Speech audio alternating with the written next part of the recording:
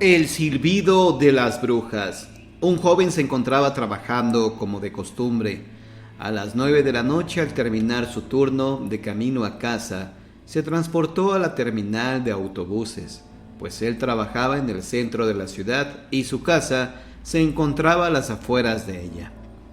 Llegó a la salida del autobús y antes decidió fumar un cigarrillo. Se encontraba ya de camino a casa, ya en el autobús. Había sido un día pesado y muy laborioso. Se sintió cansado y comenzó a quedarse dormido. El autobús siguió su trayecto y el joven, sin percatarse, siguió durmiendo y siguió de largo. Su destino había quedado ya muy atrás. El autobús ya había parado en su terminal y no tenía regreso, pues era el último. El chofer, al percatarse que el joven aún dormía, se acercó y le dijo: Oye, ya llegamos, tienes que bajar. El joven se despertó de golpe, pues se percató que no conocía dónde se encontraba. Bajó del autobús y notó que ya era muy tarde y ya no había otro autobús de regreso. Preguntó al chofer cómo regresar y él solo le dijo: No se puede, es muy noche ya y no hay más transporte, pero hay un pueblo muy cerca y ahí puedes tomar un taxi de regreso. El joven caminó unos 30 minutos hasta el otro pueblo. Llegó con un taxista y preguntó que si lo podía llevar hasta su casa, que se encontraba a unos 40 minutos. El chofer, al escuchar al joven, le negó el transporte. El joven lo notó un poco raro y con temor, así que no le insistió más. Era el único taxi que encontró y optó por caminar hacia su casa. Al caminar por unos 30 minutos dejó varios pueblos atrás y comenzó a quedarse solo sin ninguna casa a su alrededor. Para esto ya era la 1 de la madrugada y a su alrededor todo era bosque. Comenzó a sentir temor, así que comenzó a cantar un poco. Acompañando su canto, comenzó a silbar. Pero al quedarse sin ruido alguno, comenzó a escuchar su mismo silbido alrededor de todo el bosque. Temeroso, comenzó a cantar nuevamente para evitar escuchar ese silbido, pero solo comenzó a escucharse más y más cerca.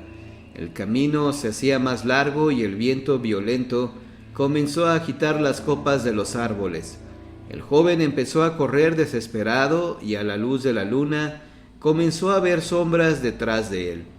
El camino se cerraba cada vez más y mucho camino quedaba aún cuando ese silbido tenebroso comenzó a sonar a su lado, acompañado de sombras y risas macabras. El joven corrió hasta que no pudo más y se desmayó. Despertó días después en un hospital. Sus familiares lo llevaron a casa, pero algo no era igual en él. Su mirada era distinta y no habló nunca más, pues perdió su habla. Por las noches, solo lo escucho silbar.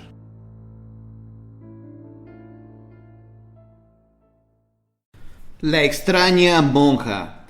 Hubo una época cuando yo era niño, cuando tenía unos 10 años, recuerdo que una monja llamada Asunción, de un orfanato cercano, venía a visitarnos por las tardes. Se quería asegurar de que vivíamos bien y que mi madre era capaz de cuidarnos a mí y a mis hermanos.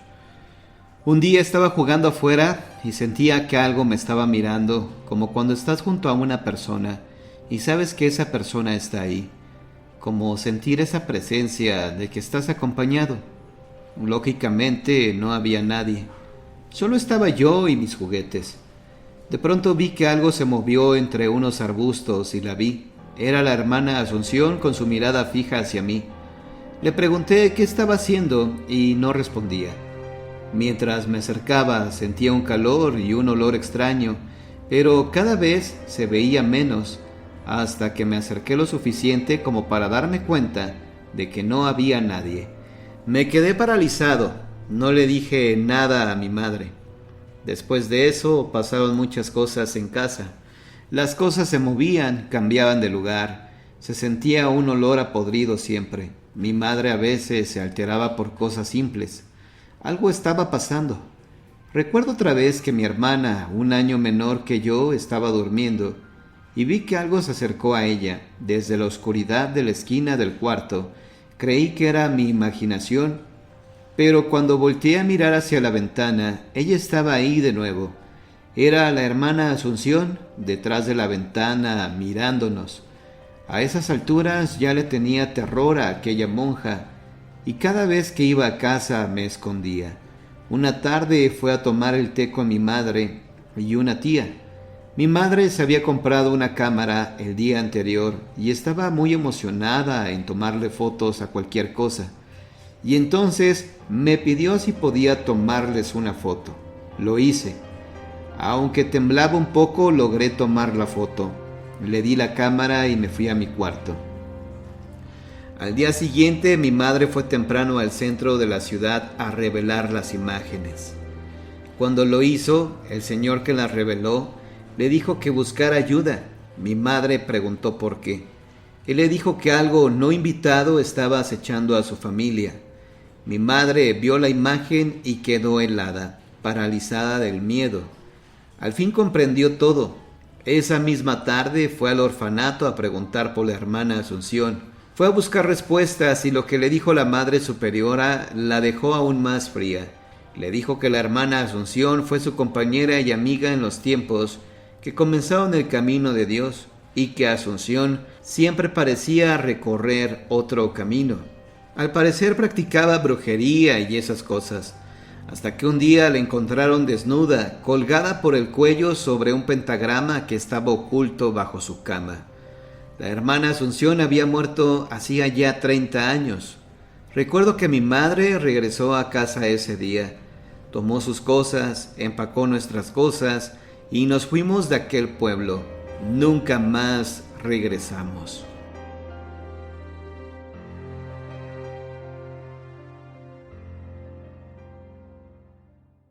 Cuando visitas algún cementerio, ¿has visto cosas inusuales sobre las tumbas? Las monedas del pacto. Experiencia de Alberto Ferrer. Una vez fui al cementerio a llevarle flores a mi abuela y encontré sobre la tumba unas monedas de baja denominación, incluso fuera de circulación. Aquello me extrañó, pues no vi otra tumba con monedas. Así que saliendo del cementerio me fui donde un amigo curioso y le pregunté: «Oye, mi amigo, ¿qué significan monedas sobre una tumba?» «Amigo Beto, en el mundo espiritual, eso quiere decir que alguien le compra simbólicamente tierra al muerto. ¿Y para qué? Para un trabajo ritual. Cuando se colocan monedas sobre una tumba es cuando se paga un deseo al muerto, y cuando esas monedas se entierran es cuando compras un lugar para enterrar un trabajo, ya que se utiliza como pago de tributo a ese espíritu. Puede ser por un favor o porque retiraron tierra de esa tumba y la pagaron con eso, o porque alguien se limpió con las monedas y las colocó ahí para que ese espíritu se lleve la mala suerte de esa persona. Eso no me gusta porque mi abuelita era muy católica. Las dejan por ofrenda cuando alguien va a buscar rastros espirituales, es decir, tierra, piedras o cualquier cosa de la tumba donde dejan la moneda. También esa persona deja, además de una vela blanca encendida, flores, al igual que lo hacen en la capilla antes de entrar al camposanto. También puede corresponder a que hicieron un pacto con el nombre para que trabajara para alguien. De esa forma, por intermedio de esas monedas, hacen que el espíritu del muerto trabaje para el que hizo. ¿Es decir que están molestando a mi abuela? Depende, pues alguien lo toma para hechizar, para molestar y perturbar a una persona que odia o quiere hacerle mal. De esa forma, con este pacto, el alma toma forma de la figura del muerto, para ir a molestar al que hechizaron, pasando a ser llamadas monedas de pacto. Pero ¿por qué justamente su tumba?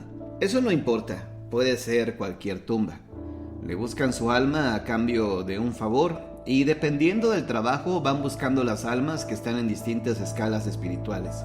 ¿Y qué hago ahora? Puedes hacer un ritual sencillo. Deberás encender una vela blanca y echar sobre la tumba agua bendita que moje las monedas, las cuales deberás luego recoger y enterrarlas en el mismo cementerio, pero las aplastas con el pie izquierdo. Fue así como Beto hizo el pequeño ritual a las monedas sobre la tumba, ya que hay muchos tipos de monedas y son muchos sus usos. Investigamos sobre las monedas. Algunas en su uso están malditas o benditas. Por ejemplo, por unas monedas vendieron a Cristo. Están las monedas que se usan como limosna, que es sufragio de las benditas almas, ya que la Santa Biblia dice: la limosna borra muchos pecados.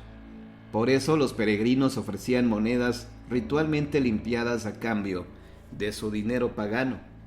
Se utilizan para hacer rituales para atraer el dinero, sacar la mala suerte.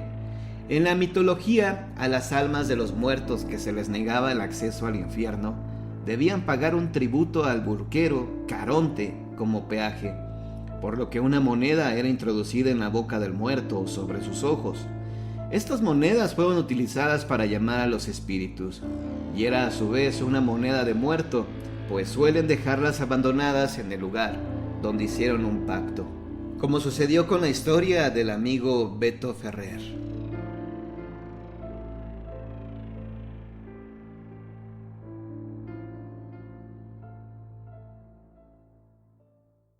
No tomes nada del cementerio. Tenía unos 20 años más o menos. Desde niña sentí fascinación por ir de visita al cementerio. Esa vez encontré un jarrón de porcelana blanca, muy sucio y lleno de tierra. Así como estaba, lo llevé, lo lavé y quedó como nuevo. Lo puse en mi habitación. Pasaron unos días y siempre solía tener la habitación cerrada, puerta y ventanas. Cuando ingresaba solía sentir olor como a carne podrida, o al contrario, a flores, jazmín. Especialmente me encantaba el olor de esa flor. Luego por las noches sentía una presencia incómoda, como que había algo que me observaba, y al tiempo empecé a sentir que me tocaba, me rozaba el cabello, las plantas de los pies, o varias veces sentí que se sentaba en la cama porque el colchón cedía. No lo comenté con nadie porque pensé que me acusarían de loca. La vez que fue la peor de todas, esa noche ese algo se acostó arriba mío. Me presionó el cuello, no podía pedir ayuda ni gritar. No me salía la voz y tampoco podía moverme. Al cabo de un rato me soltó y sentí que se fue. Al día siguiente recibí una visita de un familiar que solía dedicarse a lo que en la zona en donde yo vivo se les llama curanderas, personas que con rezos y otras cosas curan a otros. Ella me preguntó cómo estaban mis cosas, porque tuvo un sueño conmigo. Le comenté la situación, por lo que se dirigió a mi habitación y me dijo que el jarrón vino con esa presencia y tenía que devolverlo. Así lo hice y además pedí perdón por haberlo llevado. Después no volví a sentir esa presencia. Era como si se hubiera ido.